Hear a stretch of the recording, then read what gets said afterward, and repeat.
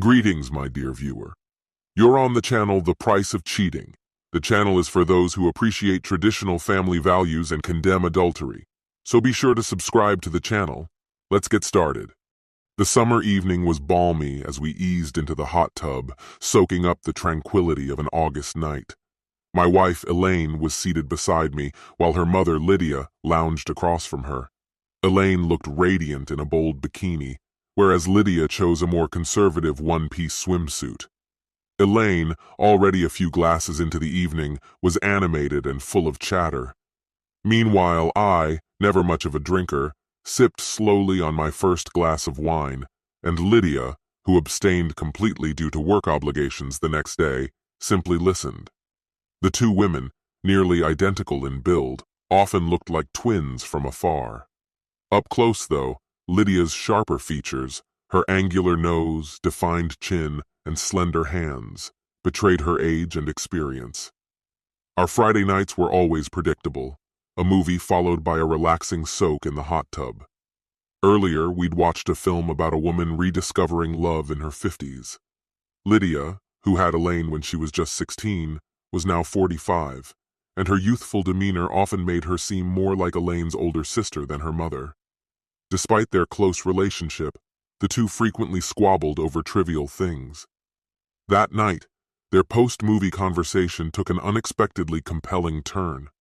Elaine, intrigued by the film's theme, asked, "What about you, Mom? Do you ever think about getting married again?"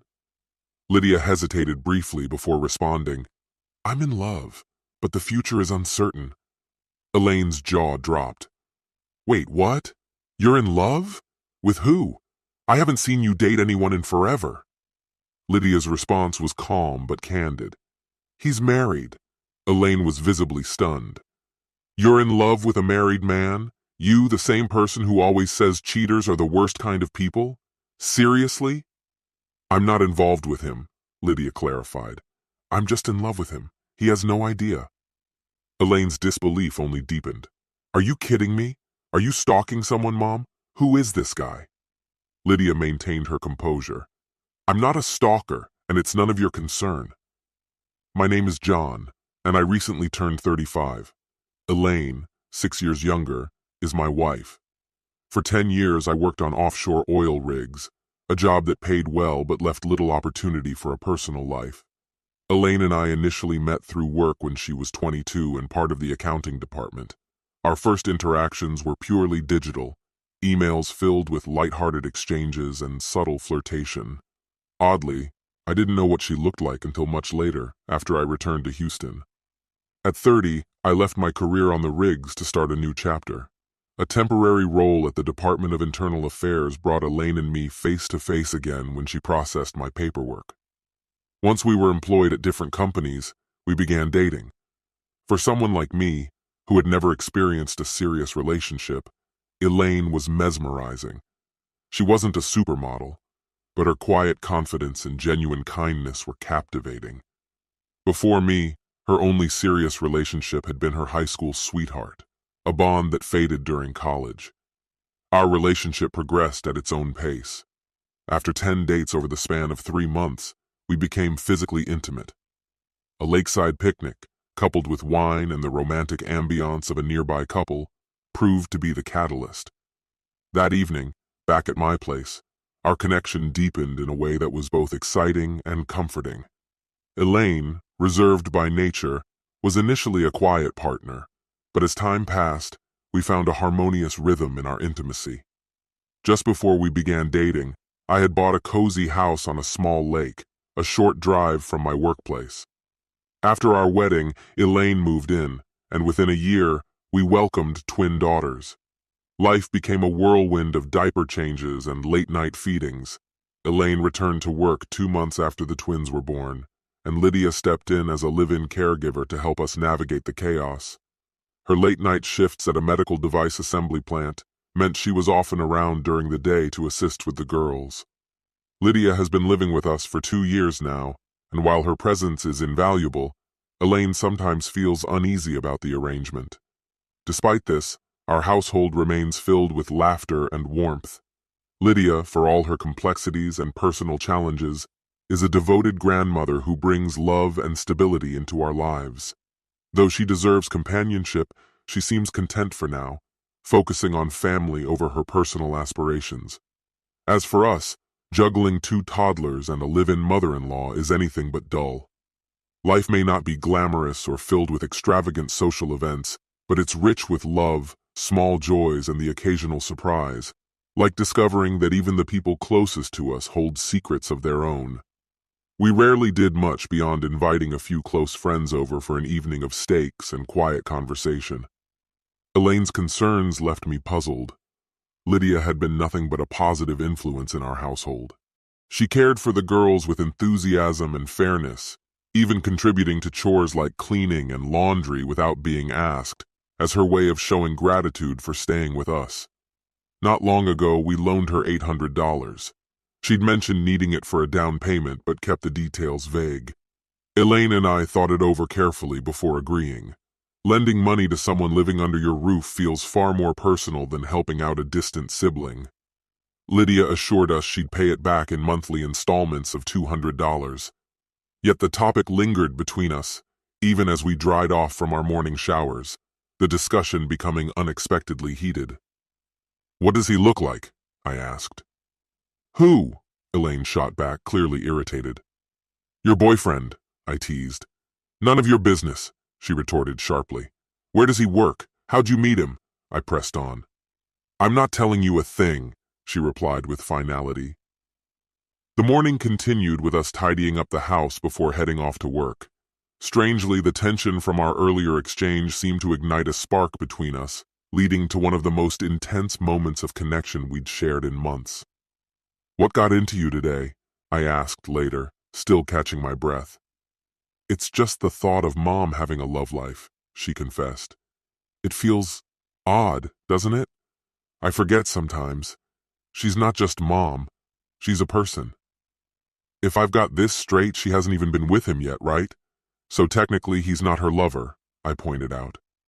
Elaine laughed softly. "True, but it's still intriguing." Thinking back, our relationship before marriage had been predictable, not unlike our current family routine. Elaine became pregnant shortly after we wed, and soon our lives revolved around raising twins, juggling careers, and caring for her mother. It left little room for spontaneity in the bedroom. Even so, Elaine made sure I never felt completely forgotten. I cherished the simple intimacy of holding her close and inhaling the scent of her skin. Elaine wasn't shy about being playful, especially lately. Just the other day, she'd surprised me with an unusual but oddly enjoyable move using her feet. That evening after dinner, the conversation took a surprising turn once more. "Mom, why wait around for this guy?" Elaine asked. "Why not look for someone who's actually available?" "Love doesn't work that way," Lydia replied. "When you're in love, it's hard to see anyone else." "And how long are you planning to wait?" Elaine pushed. "I think I've got a real chance," Lydia said confidently. "I have a feeling his wife's cheating on him. If he kicks her out, I'll be there fluffing his pillows before her perfume fades." Elaine gaped. "Mom!" "What?" Lydia shrugged. "Haven't you ever been in love? Remember the father of your kids?" Elaine pressed on. "Let's say his wife is cheating. What do you think he should do about it?" "Oh, there are plenty of ways to handle that," Lydia mused darkly. "Poison, smothering in her sleep, an accidental overdose, maybe even a late-night car crash with a conveniently placed shot." She smirked. "I still have that pistol case in the basement." Elaine shook her head, exasperated. "There she is, the mom I know, always ready to deal with cheaters." Lydia's past lent weight to her words. Years earlier, she'd been engaged, only to discover her fiancé had brought another woman over while babysitting a young Elaine. Enraged, Lydia couldn't remember the combination to her gun safe. By the time she found it, the man had fled. She still managed to fire off a few rounds at his car as he sped away. No one ever saw him again. To this day, movies about infidelity enraged her. She firmly believed every cheater deserved the harshest punishment possible. It was startling, a kind woman harboring such unrelenting anger. Clearly, betrayal had left a wound she'd never fully healed. Lydia embodied the saying, "Hell hath no fury like a woman scorned." Our neighborhood thrived on camaraderie, centered around bi-weekly barbecues hosted in rotation by a dozen families. The retired Harmons and the newlywed Seymours, who were even younger than us, were part of the regular group. Rex Hansen, the next host, was an avid gun collector. I'd seen his collection, meticulously organized and gleaming. Hunting filled his weekends, and he spent weekdays cleaning his weapons with obsessive care. Once I'd watched him demonstrate his process, soaking parts in cleaning solution while puffing a cigar. Today, Lydia stayed home with the kids while Elaine and I attended another barbecue. These gatherings weren't always drama-free. Occasionally, someone would cross a line, testing the limits of their spouse's patience. But Elaine never gave me any reason to be suspicious. Later that night, as we wound down, the conversation inevitably returned to Lydia. "If he leaves his wife," Elaine asked, "why are you so sure he'd choose you?" Lydia smiled, a glint of certainty in her eyes, as though the answer was too obvious to say aloud. "That unsettles me. If I approach him too quickly, before his anger has subsided, I might destroy any chance I have. I need to figure out how to convey my interest subtly and hope for the best outcome. Maybe it's time to start dropping discreet clues. Elaine, if I ever got the chance to prove his wife's infidelity, I wouldn't hesitate. Until then, he's a happily married man and I won't interfere. So are you keeping tabs on his wife?" "Just a little. Stop prying. Let's watch the movie instead." Everything was quiet until the following Tuesday. I was at my desk when my carefully controlled world fell apart. Overnight, an envelope had arrived, containing several photos and a flash drive with a video. It confirmed what I feared. Elaine and Rex were having an affair. The images captured their meeting from the previous day and other similar rendezvous on earlier Mondays. The video recorded their encounter from the day before. How does a lover receive all the attention and passion that a husband is denied? I could count on one hand the times she entertained certain suggestions from me, always met with disinterest and weeks of avoidance. Yet there she was, willingly indulging Rex without a second thought. After their intimacy, they clung to each other as if nothing else existed. Once, I had suggested we try something new, only to be dismissed immediately. But now, I overheard her telling him, "Not this time, I'm still sore from last time." Instead, she adjusted herself differently, allowing him to continue until he was satisfied. "I'm not going home tonight," she said. "Some things you can never unsee or unhear." I sent Elaine a text, claiming I had urgent business in New Orleans and would be gone for a few days. I returned home to pack the essentials. Anything forgotten could be bought later. The girls were asleep, and Lydia was likely napping too. I moved silently, undetected, pausing only to kiss the girls on their foreheads before slipping out. At work, I requested a few days off and stopped by HR to start some administrative changes. I sought out a divorce attorney and began the standard procedures. I opened new bank accounts, transferring half our funds into them. Since Elaine had her own credit cards, I wasn't concerned about those. On my lawyer's advice, I left the health insurance unchanged, as I'd still be responsible until the divorce was finalized. We also began appraising the value of my home. With these preparations complete, I turned my attention to revenge. Rex would be my first target. Each evening, I called Elaine around dinner time to avoid suspicion. I casually mentioned that the patio needed some repairs and asked her to pick up painting supplies from the hardware store. When I returned home on Friday, I told Elaine that a coughing passenger on my flight had left me feeling unwell. She seemed concerned, but I kept my distance, avoiding her touch. Though I longed to hug my girls, I maintained the charade. Elaine informed Lydia that our usual Friday movie night and hot tub routine were canceled. By Saturday morning, I claimed to feel better and suggested we attend a neighborhood barbecue. That evening, I observed nothing inappropriate between Rex and Elaine, just polite, distant greetings. Excusing myself, I left for my car and headed to Rex's basement. Rex had a penchant for gambling and a habit of cleaning his firearms on Tuesdays. Among the supplies Elaine had picked up was a can of paint stripper. Wearing latex gloves to avoid leaving fingerprints, I poured out the liquid in his cleaning jar, replacing it with the paint stripper before returning it to the shelf. Both were clear and colorless, making the substitution undetectable without close inspection. Rex, who smoked cigars while cleaning his guns, was unlikely to notice the difference. This oversight could prove fatal. The warning label clearly stated the product was dangerous in unventilated spaces. If Rex stayed too long, he'd experience disorientation, suffocation, or worse. I returned to the barbecue unnoticed. By Wednesday, a hazmat team was seen removing a body bag. Rex had met an untimely end. Such a shame. How hard is it to read a warning label? It feels surreal that something so easily obtainable could cause such destruction. That evening, the 10 o'clock news ran a segment about the risks associated with the specific paint stripper. On my way home, I kept up my act of obliviousness. Elaine's eyes were red from crying, while Lydia busied herself by caring for the girls. Dinner was unusually silent.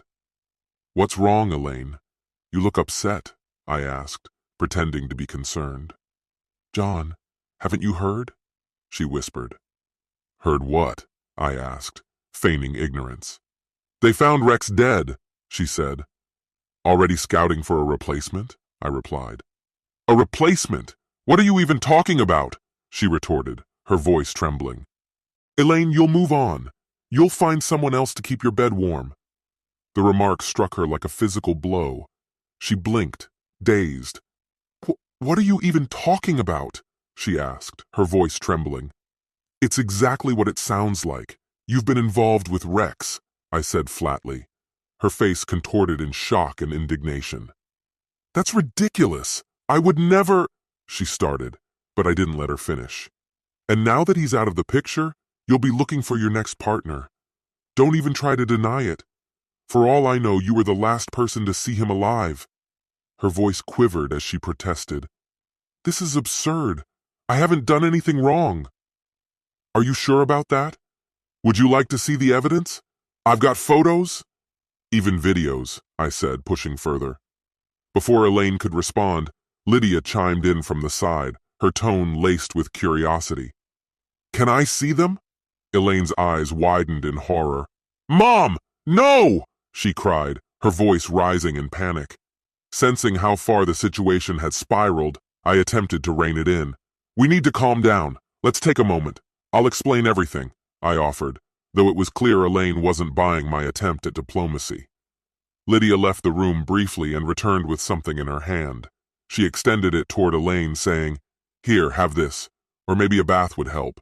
You look like you need to relax."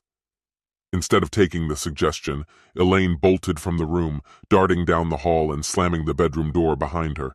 Lydia followed, trying the handle. "You can run, but you can't hide, Elaine," she called, her voice sharp. Moments later, Elaine reappeared, shoving past Lydia with a purse, a small suitcase, and a duffel bag in tow. Without a word, she stormed out, leaving the front door swinging open behind her as her car sped down the driveway. "John, could you come here for a moment?" Lydia called after the dust settled. I found her in my room, adjusting the pillows. "When the time comes, I want a fair shot," she said, handing me a piece of paper.